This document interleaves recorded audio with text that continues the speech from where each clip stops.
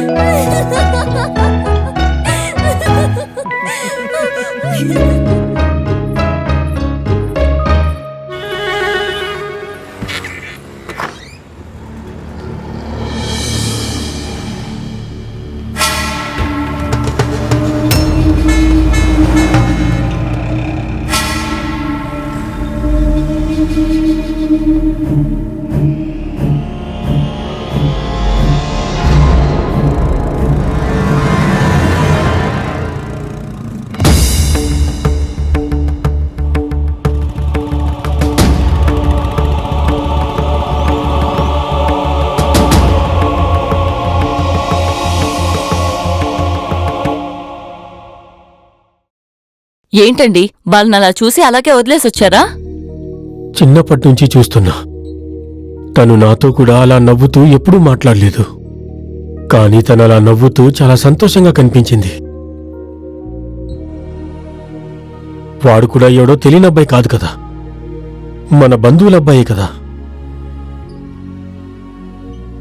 కాకపోతే మిలిటరీలో పనిచేస్తున్నాడు.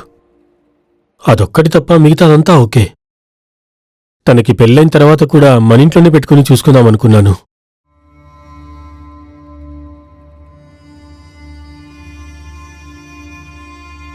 కానీ అది జరిగేలా లేదు.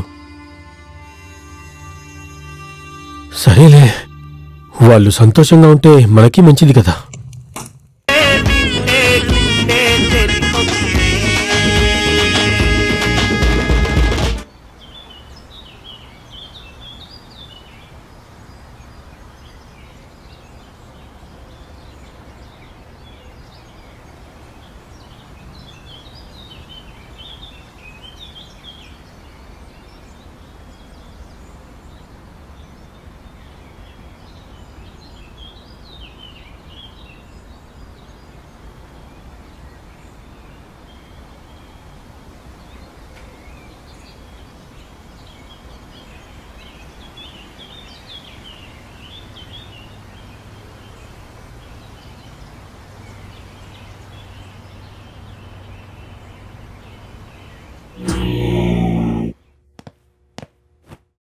ఈ సెల్యూట్కేం తక్కువ లేదు. స్టేషన్లో కూర్చొని ఏం పీకుతున్నావు నువ్వు? నీకు ఆ ఊళ్ళో పోస్టింగ్ ఇచ్చిందెందుకు? ఊరంతా దొంగతనం చేస్తుంది, దాన్ని కంట్రోల్ చేస్తావనే కదా. కానీ చూస్తుంటే నువ్వు కంట్రోల్ చేస్తున్నట్లేదు. ఏంటి, వాళ్లతో బేరం మాట్లాడుకున్నావా? సార్, ఏంటయ్యా సారు, ఇన్నాళ్లు కేరళకెళ్లి దొంగతనం చేసేవాళ్ళు ఇప్పుడు కలెక్టర్ ఇంటికి చొరబడ్డారు. అక్కడ డ్యూటీలో ఉన్న పోలీసుని కూడా చంపేశారు. విధిగా అడ్డమైన వాళ్ళందరూ కాకి డ్రెస్ వేసుకొని పోలీస్ అంటుంటారు.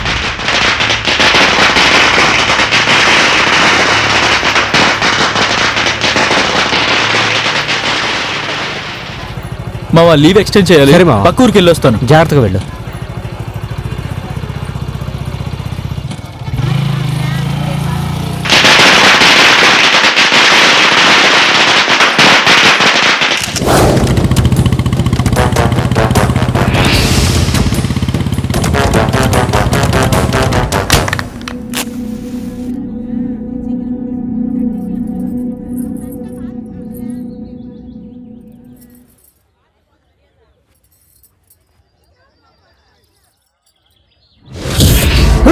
ఏవండి?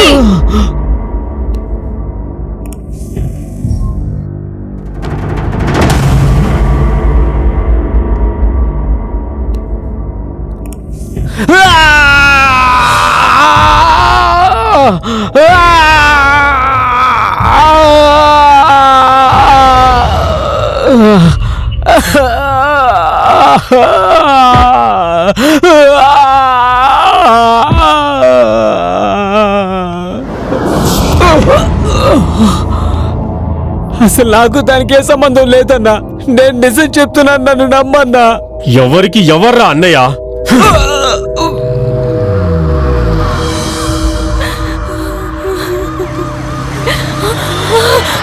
అయ్యో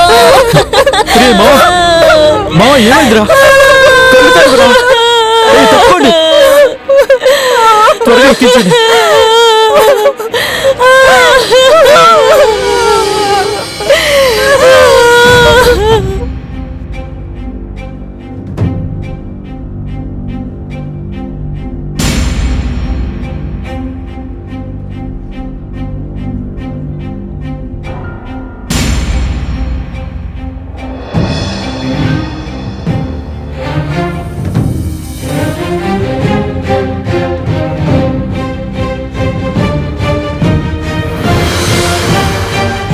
ఏం బాబు బాగున్నావా? బాగున్నానండి.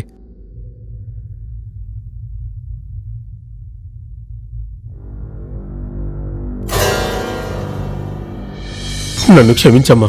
నీ భర్త ఇలా హాస్పిటల్లో ఉండడానికి నేనే కారణమమ్మా.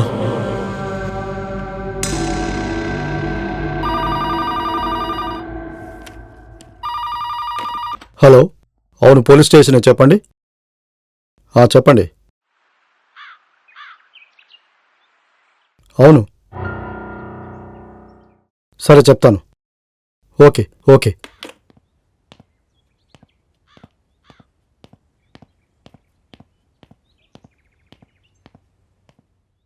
సార్, ఇందాకే కోర్టులో అతని బావ మాడస్వామి ఇంకా అతనితో పాటు ఇద్దరు నిజం ఒప్పుకొని సరెండర్ అయ్యారట. తన చెల్లి పెళ్లి చేయడం కోసమే తను దొంగతనం చేశాడట. వాళ్లే అక్కడున్న పోలీసుని చంపారు. ఇప్పుడు మీరు కొట్టిన అతను దొంగతనం మానేసి మారిపోయాడట. ఆ సెల్ ఫోన్ అతందే, కాకపోతే మాడస్వామి ఆ సెల్ ఫోన్ని వాడాడట. మీరే తొందరపడ్డారు.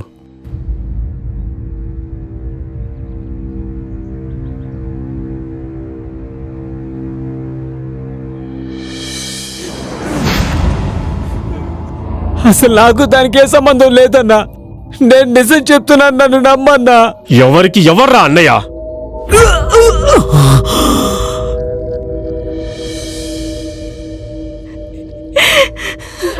అయ్యో అయ్యో అయ్యో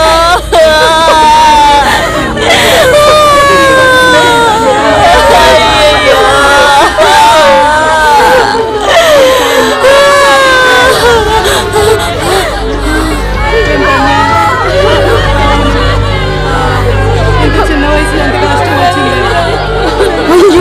ఈ అమ్మాయి కళ్ళు తిరిగి పడిపోయింది. త్వరగా బొగ్గులో ఎండు మిరపకాయలు వేసి తీసుకురండి, త్వరగా.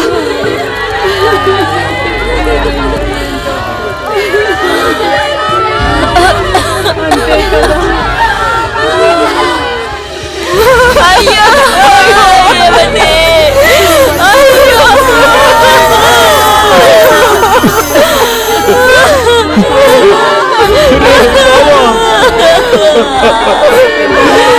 నన్ను వదిలేసి వెళ్ళిపోయారే.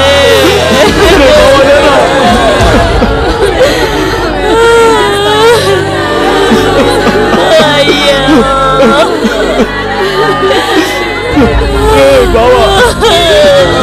అయ్యయ్యో.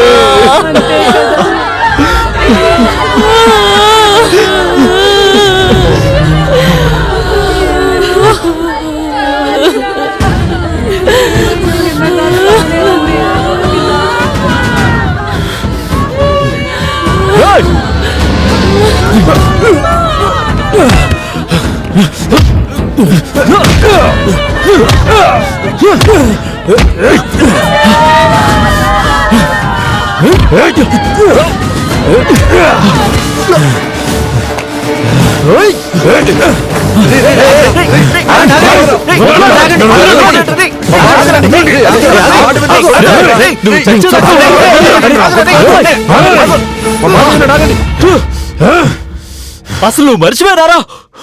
మారి మంచోళ్ళ బతికేవాన్ని అనవసరంగా కొట్టి చంపేశావు కదరా. వాడికెవరూ లేరనుకున్నావా? నేనున్నాన్రా. నీ మీద కేసు వేసి నీకు ఉద్యోగం కూడా లేకుండా చేస్తాను.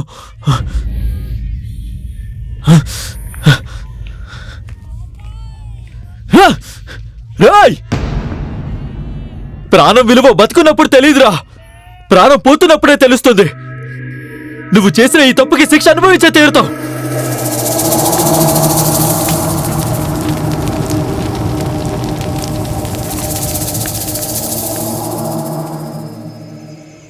ఎలాగైనా నీకు పెళ్లి చెయ్యాలని నేను మొక్కని దేవుడు లేడు, వెళ్ళని ఊరు లేదు. నీకోసం బంగారాన్ని ఆ దేవుడే పంపించాడు. అన్నీ బాగానే జరుగుతాయనే సమయానికి ఇలా జరిగింది.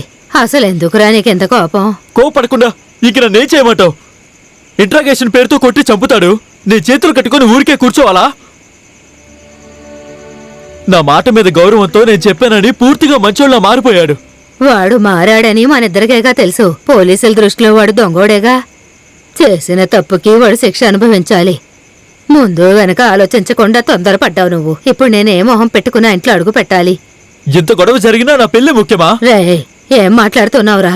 నువ్వు గతం గురించి ఆలోచిస్తున్నావు, నేను భవిష్యత్తు గురించి ఆలోచిస్తున్నా. ఒక్కసారైనా పిల్ల గురించి ఆలోచించావా? ఆ రోజు ఒక్క క్షణం నువ్వు ఆలోచించినా అంతమంది ముందు మా అన్నయ్యని అలా కొట్టుండేవాడివి కాదు. ఇటు చూడు బంగారం, చిన్నప్పటి నుంచి వాడు నాతోనే పెరిగాడు. చేయని తప్పుకి వాడిని అలా చంపేస్తే ఎంత బాధ కలిగిందో తెలుసా? సరే, తన భార్య ఏం తప్పు చేసింది? తను నీ ఫ్రెండే కదా. తాళి కట్టిన రోజే తాళి తెంచేసుకుంది. చూడు బంగారం, ఎంత జరిగిన తర్వాత కూడా నాకు మీ అన్నయ్య నిన్నిచ్చి పెళ్లి చేస్తాడన్న నమ్మకం లేదు. నీకు నా మీద నమ్మకం ఉంటే నాతో వచ్చే. అసలు నా గురించి నువ్వేమనుకుంటున్నా? నేను చిన్నప్పటి నుంచి ఒక్కసారి కూడా మా అమ్మ నాన్నని చూడలేదు. నాకు మా అన్నయ్య అంటే ప్రాణం. మరి నేను నీకు ముఖ్యం కాదా? 2 కళ్ళలో ఏకనిష్టం అని అడిగితే నేనేం సమాధానం చెప్పను చెప్పు? మా అన్నయ్య కోపం ఎక్కువని నాకు తెలుసు, కానీ నా విషయంలో నా సంతోషమే ముఖ్యమనుకుంటారు. నాకు మా అన్నయ్య మీద నమ్మకం ఉంది. నువ్వు దిగులు పడకుండా వెళ్ళిరా.